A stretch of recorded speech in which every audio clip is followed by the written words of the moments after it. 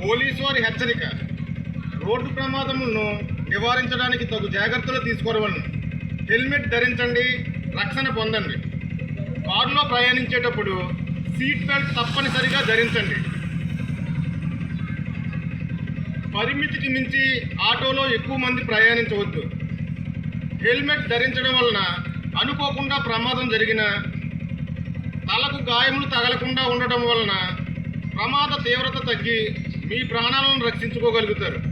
మద్యం తాగి వాహనములు నడపరాదు.